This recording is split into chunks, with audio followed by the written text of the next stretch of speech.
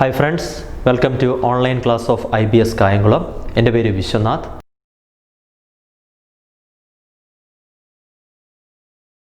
അല്ലേ, ക്വാറന്റൈൻ ചെയ്യുക, അതാണ് എന്നു പറയപ്പെടുന്നത് ടെസ്റ്റ് ട്രേസ് ക്വാറന്റൈൻ എന്ന് പറയപ്പെടുന്ന സ്ട്രാറ്റജി കൊണ്ട് ഉദ്ദേശിച്ചത്.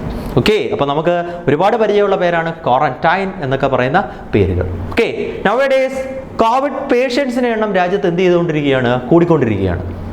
നമുക്ക് എല്ലാവർക്കും അറിയാവുന്ന കൂട്ട് അമേരിക്ക, ബ്രസീൽ, ഇന്ത്യ പോലെയുള്ള രാജ്യങ്ങളിലാണ് കോവിഡ് പേഷ്യൻസിൻ്റെ എണ്ണം പെർ ഡേ എന്ത് ചെയ്യപ്പെടുന്നത് ഏറ്റവും കൂടുതൽ ഉയർന്നു വരുന്നത്. നമുക്കറിയാം, COVID-19 ബാധിച്ച പേഷ്യൻസിൽ മോർ ദാൻ 60%, വേൾഡ് ഹെൽത്ത് ഓർഗനൈസേഷൻ്റെ കണക്ക് പ്രകാരം മോർ ദാൻ 60% ആൾക്കാർ ഈ പറയപ്പെടുന്ന യാതൊരു വിധമായിട്ടുള്ള സിംറ്റംസും ഇല്ലാത്ത രോഗബാധിതരാണ്. അതായത് COVID-19 ബാധിച്ച ഒരാൾക്ക് അങ്ങനെ ആ വിഭാഗത്തിൽപ്പെടുന്ന ഒരു 60% ആൾക്കാർക്ക് യാതൊരു വിധമായിട്ടുള്ള ലക്ഷണങ്ങൾ ഉണ്ടാവാൻ സാധ്യതയില്ല എന്നാണ് ലോകാരോഗ്യ സംഘടനയും ICMRഉം ഒക്കെ പറയുന്നത്.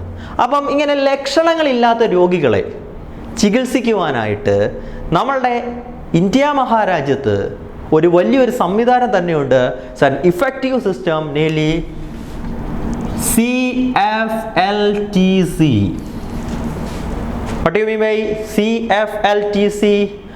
COVID-19 First Line Treatment Center. COVID-19 First Line Treatment Center. എല്ലാ ലോക്കൽ സെൽഫ് അതോറിറ്റീസിലും CFLTC ആരംഭിച്ച ഫസ്റ്റ് ഇന്ത്യൻ സ്റ്റേറ്റ് എന്ന് പറയപ്പെടുന്നത് കേരളയാണ്. First Indian state to open CFLTCs in all local self government bodies. അതായത് തദ്ദേശ സ്വയംഭരണ സ്ഥാപനങ്ങൾ, മലയാളത്തിൽ പറഞ്ഞാൽ അല്ലേ, പഞ്ചായത്തുകൾ, മുനിസിപ്പാലിറ്റികൾ, അതിൻ്റെ പരിധിയിൽ എല്ലായിടത്തും CFLTCയിൽ ആദ്യമായി വന്നത് എവിടെയാണ്? കേരളത്തിലാണ്. ഈ CFLTCയുടെ കാര്യം പറയുമ്പോൾ വേറൊരു കാര്യം ചോദിക്കുക. ലോകത്തിലെ ഏറ്റവും വലിയ COVID care centre it is situating at India. ഇന്ത്യയിലാണ് ഏറ്റവും വലിയ ഈ പറയപ്പെടുന്ന കോവിഡ് കെയർ സെൻറ്റർ സ്ഥിതി ചെയ്യുന്നത്. Its name is Sardar Patel COVID care centre and hospital. Short ഫോമായിട്ട് തന്നെ പറയാം, Sardar Patel COVID care centre and hospital.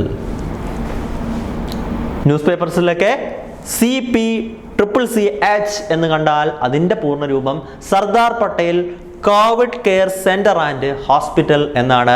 It is the largest or biggest COVID care hospital in the world, known in the name of iron man of India Sardar Vallabhbhai Patel. Okay, വേറൊരു Sardar Vallabhbhai Patel COVID care hospital ഇന്ത്യയിലുണ്ട്. It is developed by defence research development organisation.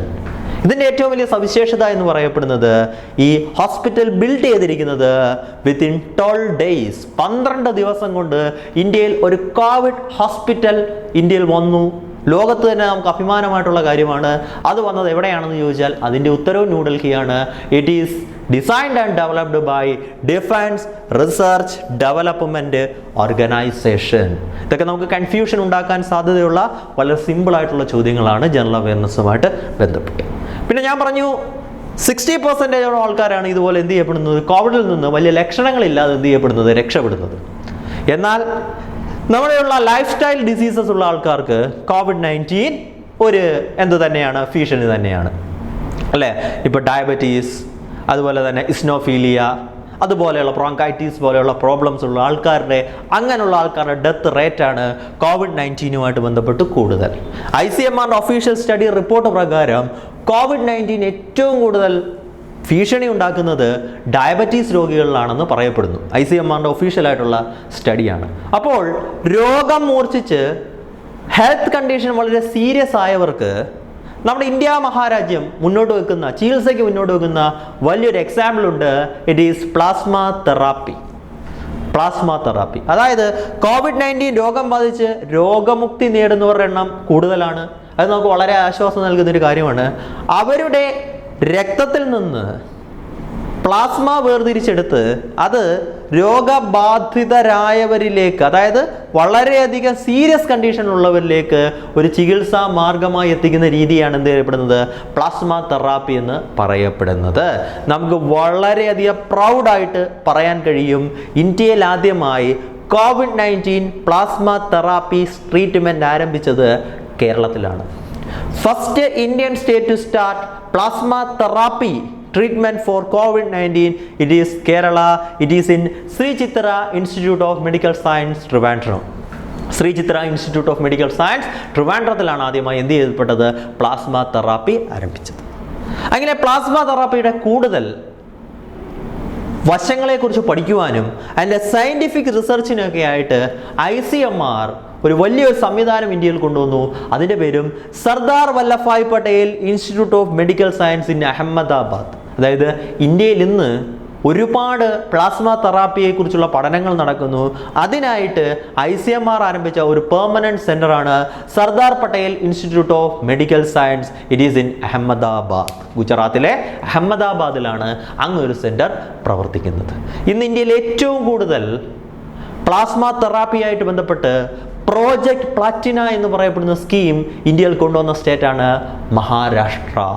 അപ്പോൾ project Platina of Maharashtra state government is associated with plasma therapy on COVID-19 ബന്ധപ്പെട്ട plasma തെറാപ്പിയെക്കുറിച്ച് പറയുന്നത് ഏത് state government ആണ്? Maharashtra state government ആണ് അതിനെക്കുറിച്ച് പറയുന്നത്. ഓക്കെ, അപ്പോൾ നമ്മുടെ രാജ്യത്ത് കോവിഡ് ടെസ്റ്റുകളുടെ എണ്ണം കൂടുമ്പോൾ എന്ത് ചെയ്യപ്പെടുന്നു? രോഗങ്ങളുടെ എണ്ണം കൂടുന്നു. അപ്പം ടെസ്റ്റുകളെ എങ്ങനെ എഫക്റ്റീവായി ക്രമീകരിക്കാം എന്നുള്ളതിനും ICMR നമുക്കൊരു ഉത്തരം പറയുന്നുണ്ട്. നമ്മളുടെ ഒരു ടെസ്റ്റിംഗ് സ്ട്രാറ്റജി ഉണ്ട്. ICMR ഇന്ത്യയിലെ സ്റ്റേറ്റുകളോട് പറയുന്ന അല്ലെങ്കിൽ യൂണിയൻ ടെറിട്ടറീസിനോട് പറയുന്ന ഒരു സ്ട്രാറ്റജി ഉണ്ട്. അതായത് അവിടുത്തെ ഹെൽത്ത് ഡിപ്പാർട്ട്മെന്റിനോട് പറയുന്ന ഒരു സ്ട്രാറ്റജി ഉണ്ട്. The official testing COVID-19 testing strategy of ICMR or union government of India. It is case per million versus test per million. അതായത് COVID-19 ഒരു മില്യണിൽ എത്ര ആൾക്കാർക്ക് റിപ്പോർട്ട് ചെയ്യുന്നു അതിനാദ്യം ആനുപാതികമായിട്ട് എന്ത് ചെയ്യപ്പെടുക? ടെസ്റ്റുകളുടെ എണ്ണം എന്ത് ചെയ്യപ്പെടുക? കൂട്ടുക. ടെസ്റ്റുകളുടെ എണ്ണം കൂട്ടുവാനായിട്ട് ഈ പറയപ്പെടുന്ന ICMR തന്നെ മുന്നോട്ട് വെച്ച ഒരെണ്ണമാണ് പൂൾ ടെസ്റ്റിംഗ് സ്ട്രാറ്റജി. ടെസ്റ്റുകളുടെ എണ്ണം കൂട്ടുക. ഓക്കെ, അതായത് ഈ COVID-19 ബന്ധപ്പെട്ട ആൾക്കാർ, ഹെൽത്ത് വർക്കേഴ്സ്, അവരുമായിട്ട് ബന്ധപ്പെട്ട ആൾക്കാർ ഇപ്പോൾ ഈ അൺലോക്ക് പ്രക്രിയയുടെ ഭാഗമായിട്ട് നമ്മൾ പബ്ലിക് ട്രാൻസ്പോർട്ടേഷൻ സിസ്റ്റം ഒക്കെ ഉപയോഗിക്കുന്നുണ്ട്. അപ്പം ഈ രോഗികളാവാൻ രോഗികളുമായിട്ടോ നിരന്തര സമ്പർക്കം പുലർത്താൻ സാധ്യതയുള്ള ആൾക്കാർ അല്ലേ, അവർക്ക് വേണ്ടിയിട്ട് അവരെ രോഗബാധിതരെ അവരുടെ ഇടയിൽ നിന്ന് കണ്ടെത്തുക അല്ലേ, രോഗബാധ തടയുക. ആ സ്ട്രാറ്റജിയാണ് പൂൾ ടെസ്റ്റിംഗ് സ്ട്രാറ്റജി.